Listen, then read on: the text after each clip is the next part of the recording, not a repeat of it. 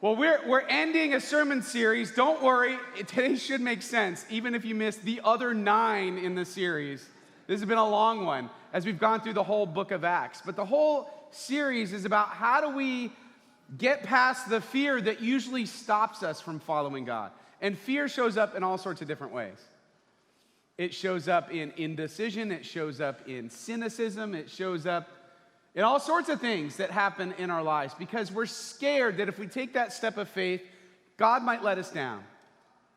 Or we're trusting in something we can't see. I'd rather trust in my own capabilities. Although, as I always say, I'm participated in 100% of the mistakes I've made in my life. And God's had much better batting average than I do. Oh, it's baseball season. All right, so I said at the end of last week's service, I said, one of the saddest things that happens when I go to funerals or I preside over funerals is the stories. Everybody's got like funny anecdotes about the person that passed, which I love. But sometimes all there are funny anecdotes.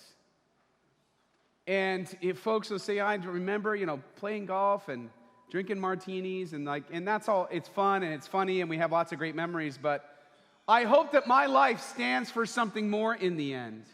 We were talking about legacy. And when my time comes, when people look at me and be like, that guy, he was sort of an idiot, but his life pointed to Jesus. He cared so much about his faith that it showed up all over the place. I want to be remembered for that. And yes, there'll be plenty of funny anecdotes, but I want my life to be more than just amusing or entertaining anecdotes. I want it to point to Jesus.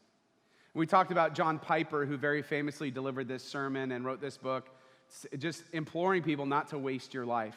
That so many folks, especially when they get to retirement age, start thinking about, okay, how am I going to not do anything successfully? How am I just going to pursue all the things I love that I think are amusing or entertaining or fun, and I'm going to play bingo, and I'm going to golf, and I'm going to do whatever it is. I'm going to collect seashells, whatever it is that I want to do with my life.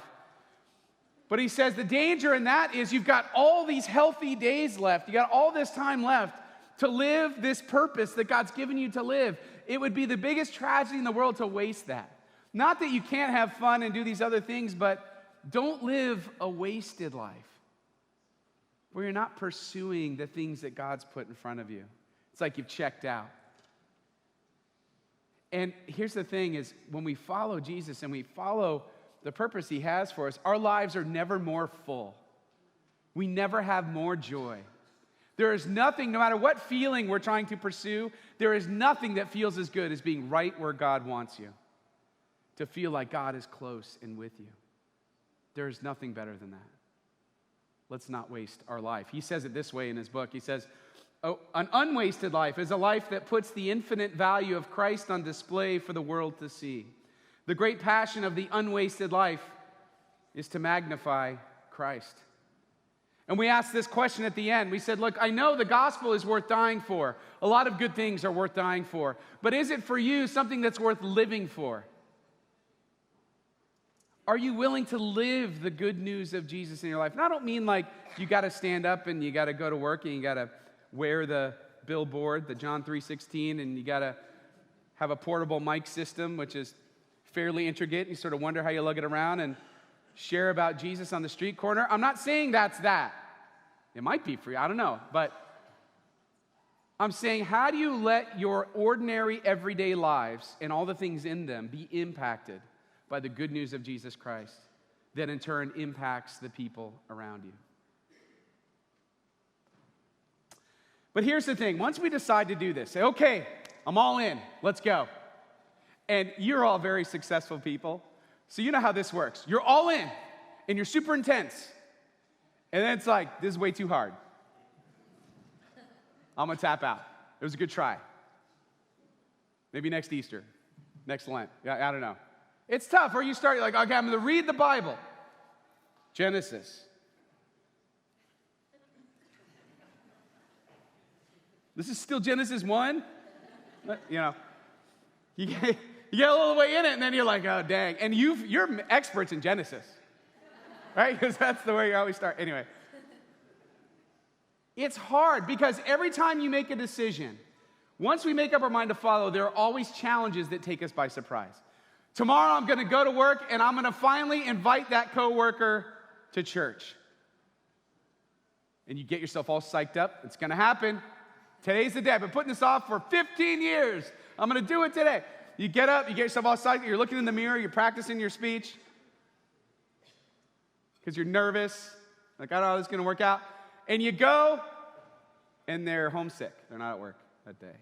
Like, well, at least I tried, The challenge comes up, it doesn't go the way that we think, and we're like, okay, and I'm out. Why do we do that? It's like we're looking for a reason to stop. Why do we do that? It's like, it's a new year, I'm trying to get healthy, trying to lose weight, and I'm driving my car around, and all of a sudden there's a parking, there's never a parking spot. I park and it's right in front of the donut shop. I'm like, this was meant to be.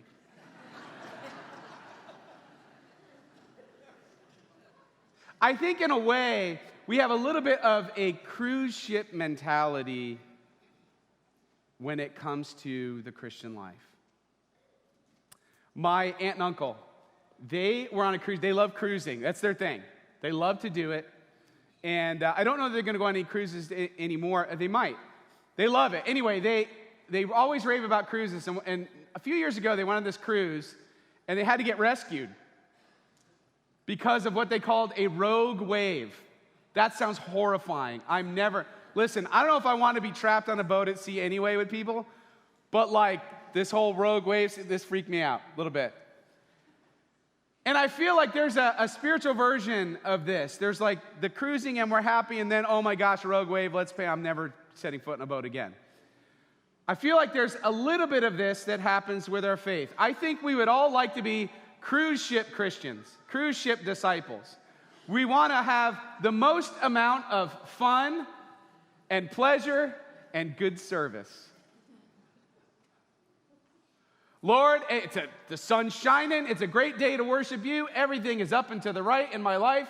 I'm so excited about this. Hey, this is downright fun. Hey, I love this season of my life. This is really pleasurable. Lord, when I pray for something, I'd really appreciate if you deliver as soon as possible in the way that I want it. After all, I've sacrificed a lot for this trip of the Christian faith. I come to church often-ish. I give money. Isn't that by the way, I give money, Lord, to the church. I should get some level of goods and services in return. I'm sacrificing here, after all. I feel like we get this a little bit of a cruise ship mentality. When the sun's out, I'm happy to follow. It's a great experience.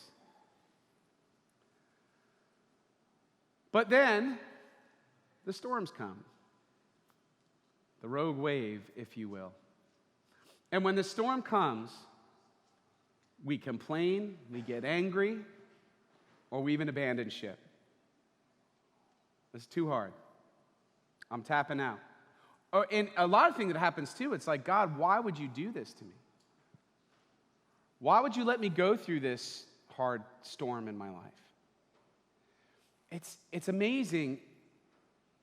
I don't know who sold us this version of Christianity, but it's really done us wrong. That is, somehow if you give your life to God, you say, I want to live a life of faith, then everything's sunny days. No storms. That's garbage. Life is still life. The difference is who's in the boat with you. Are you by yourself, getting tossed around by the waves? Or is Jesus with you? I mean, quite famously in the boat, when he calms the storm, Jesus, I feel like, is calming the storm of our lives. He is with us. We have a peace that passes understanding. Somehow, some way, even when we go through it, we can still have peace, trusting and knowing that God's got us. We don't know how. It doesn't even make sense half the time, but we feel it. We know it. God's got us. Exactly. Because when the storms come, that's what happens, right? It tests our confidence in God. What do we really believe when the storms come? Do we just go into despair? Or do we have this supernatural trust? Last night, I had the privilege of attending the Fellowship of Christian Athletes celebration dinner. Fantastic ministry. So excited about the work they're doing. And I know many of you were there at the dinner last night. The keynote speaker was Don Beebe, famous wide receivers on the Buffalo Bills. And everybody remembers that play, if you're an NFL fan, when he chased down Leon Lett when he was returning. I thought he was going to return for a touchdown, and he runs him down and knocks the ball out. Don Beebe had this really memorable NFL career, and he goes through his whole faith story last night, which was so fantastic. I wish we could have just, I don't know if it's getting recorded, but I wish that we could share it. It was so powerful. But he was talking about a time in his life when the storm came. Everything seemed to, it was sort of like sunny skies. He had an interesting journey to get back to play college football. I'm not going to do a story justice, but I feel like this is a great illustration. And finally, he decides after 3 years working construction and he's out of college, he feels God putting it on his heart. He's going to play football. He's going to go to the NFL. He didn't know how it's going to happen. All these series of events happen. He gets to school and he wins the starting wide receiver job. And he gets called in by administration, who basically tells him, we're not going to give you eligibility. Your eligibility ran out when you started 3 years ago, and I'm not going to be able to do that for you. And he walks out. He said he went to the field, went to the stadium, and he very beautifully described how crushed he was and how he was just sobbing. And God, why would you do this? Why would you bring me all this way for it to end like this? It doesn't make any sense. He said he was just sobbing. And for a lot of us, that's like what happens when the storm comes.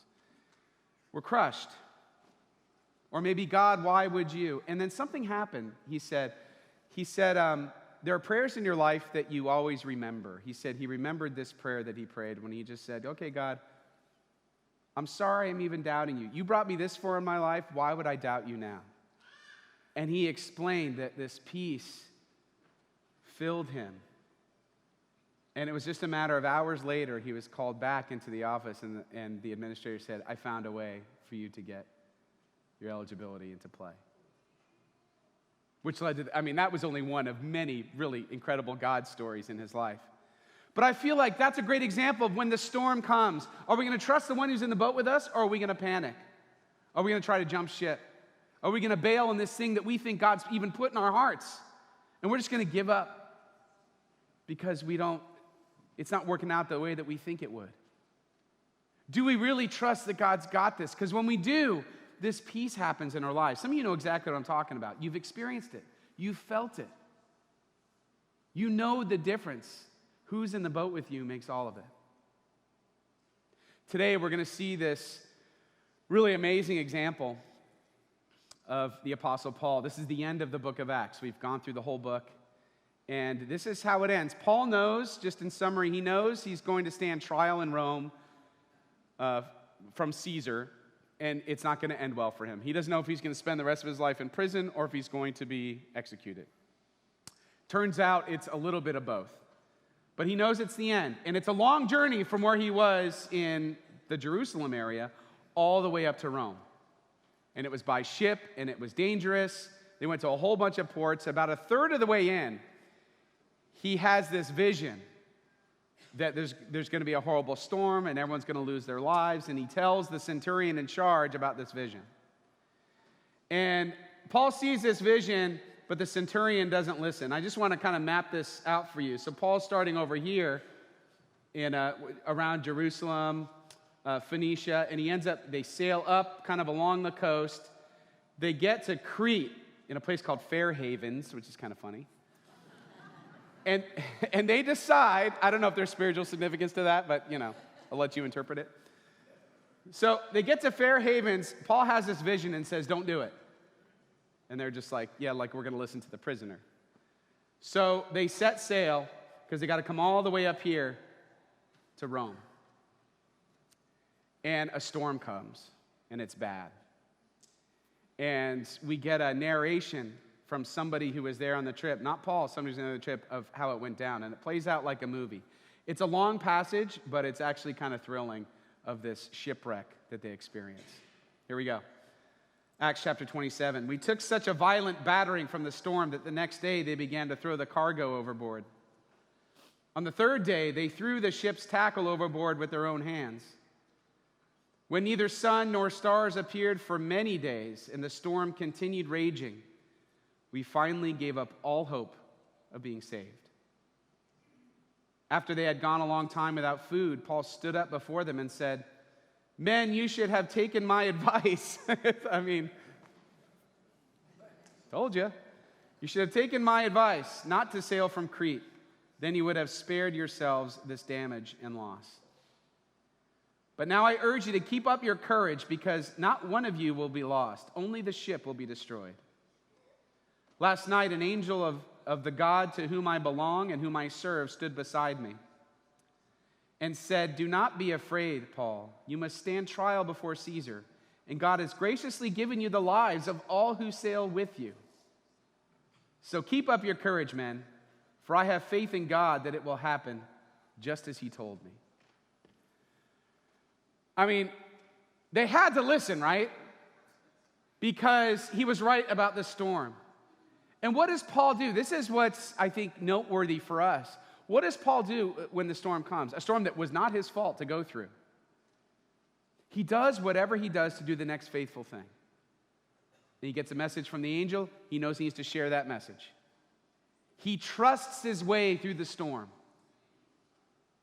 The other guys were ready to give up. They had abandoned all hope. The difference was Paul had someone in the boat with him that they didn't have. He continues, "Nevertheless, we must run aground on some island." And I'm sure they're thinking, this sounds wonderful. On the 14th night of this, we were still being driven across the Adriatic Sea when about midnight the sailors sensed they were approaching land. They took soundings and found that the water was 120 feet deep. A short time later, they took soundings again and found it was 90 feet deep. Fearing that we would be dashed against the rocks, they dropped 4 anchors from the stern and prayed for daylight. Now they're praying. In an attempt to escape from the ship, the sailors let the lifeboat down into the sea, pretending they were going to lower some anchors from the bow. Then Paul said to the centurion and the soldiers, "Unless these men stay with the ship, you cannot be saved." So the soldiers cut the ropes that held the lifeboat and let it drift away. So the soldiers, listen, they bought it. The centurion was all in on Paul. This guy seems to know what he's talking about. We're going to follow what he's saying. Just before dawn, Paul urged them all to eat. For the last 14 days, he said, "You have been in constant suspense and have gone without food. You haven't eaten anything.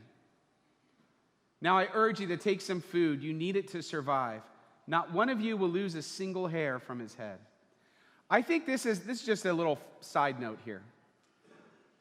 I think we learn a lot of this. This story is working on so many levels, not just the literal shipwreck, but whatever shipwreck we're going through. Oftentimes, when we're really suffering or we're going through a hard time, all we can do is obsess about the problem. So much so that we don't take care of ourselves. We don't sleep. We don't eat right. And I think this is a reminder to care for yourself in the most basic way when you're going through a really difficult time. You need it to survive. Take care of yourself when you're going through this. This storm is not going to last forever. And I know it sounds so cliche and trite when people are like, "This too shall pass." And you're just like, "Nah." Thank you.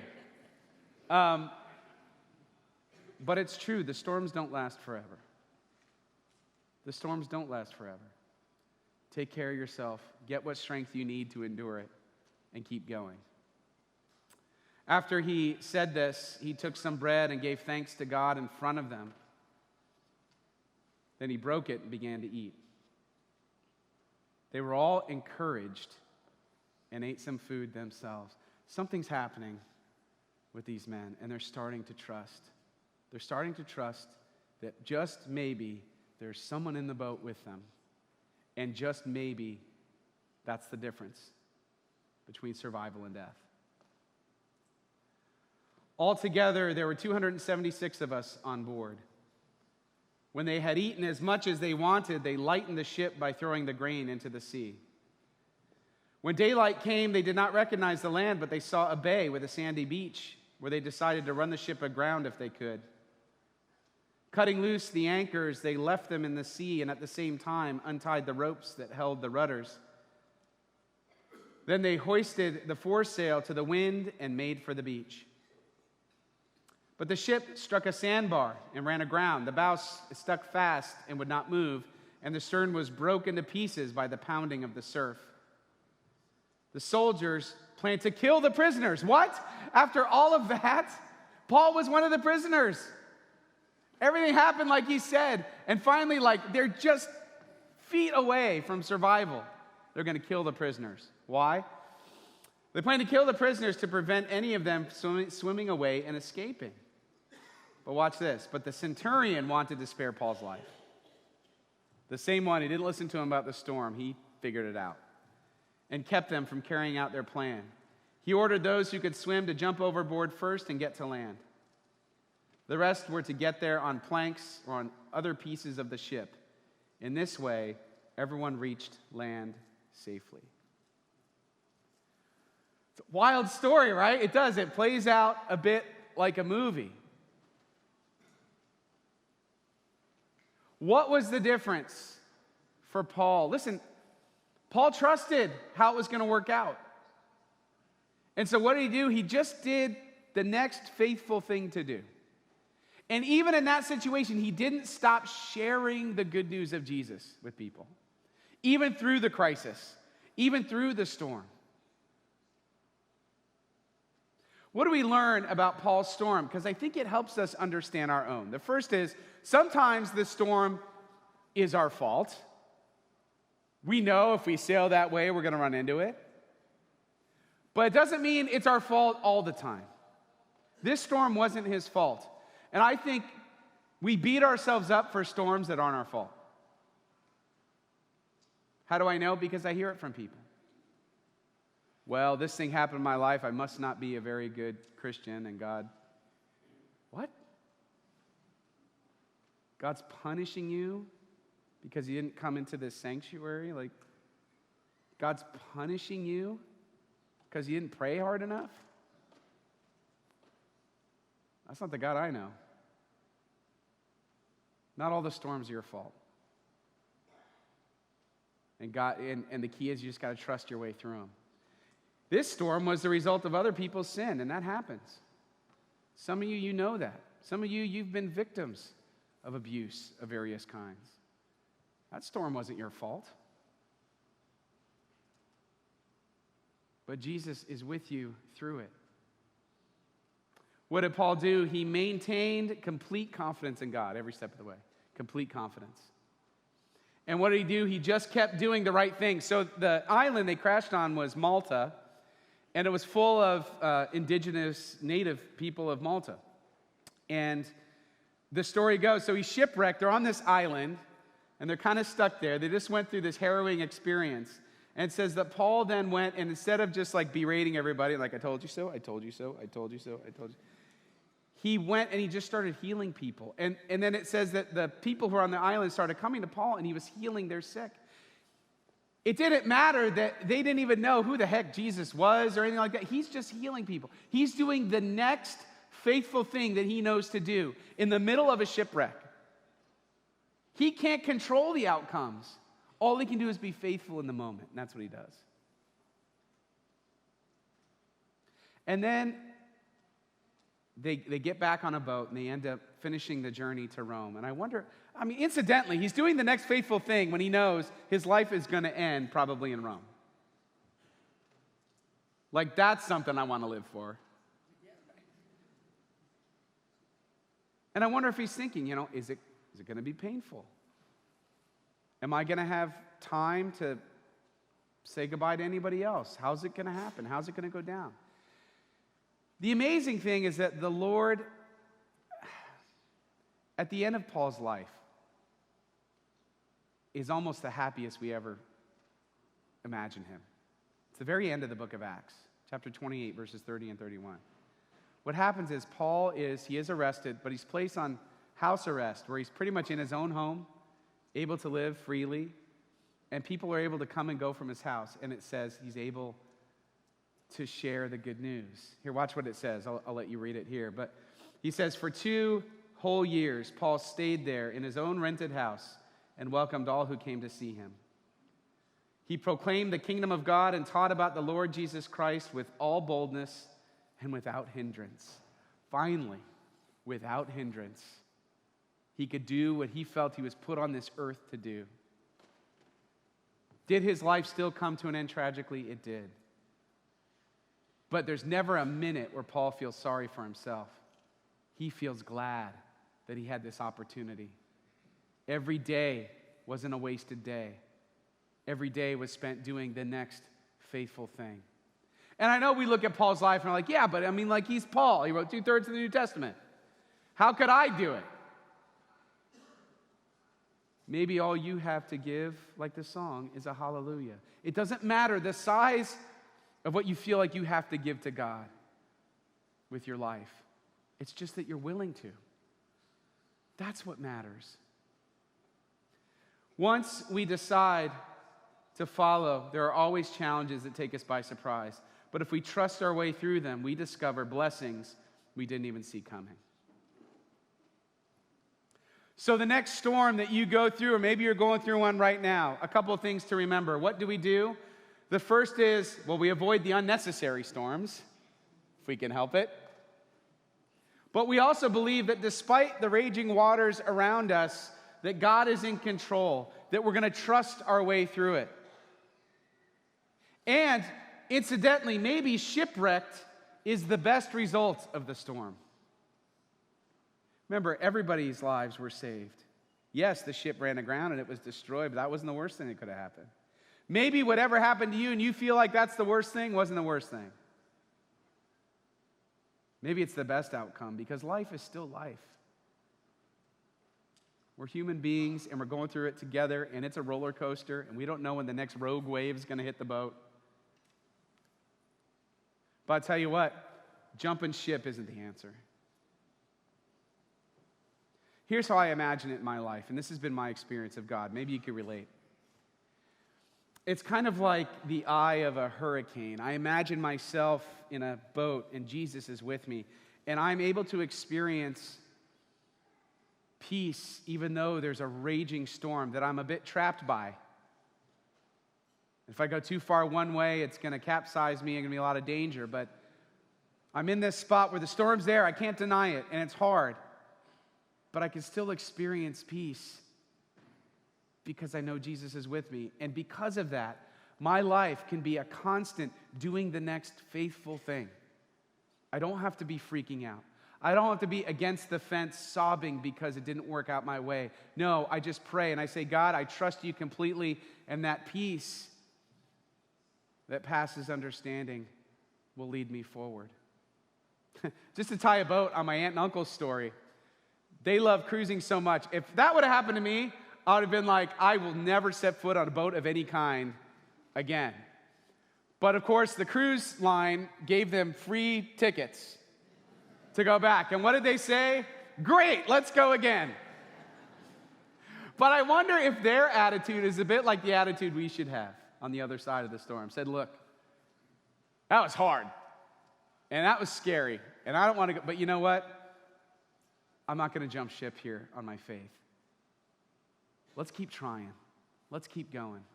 Just because it didn't work out the way I wanted to last time doesn't mean it won't going forward. To trust that my life with Jesus in the boat is way better without it. That's what it looks like to have an activated faith. That's what it looks like to go from fear to following. Amen.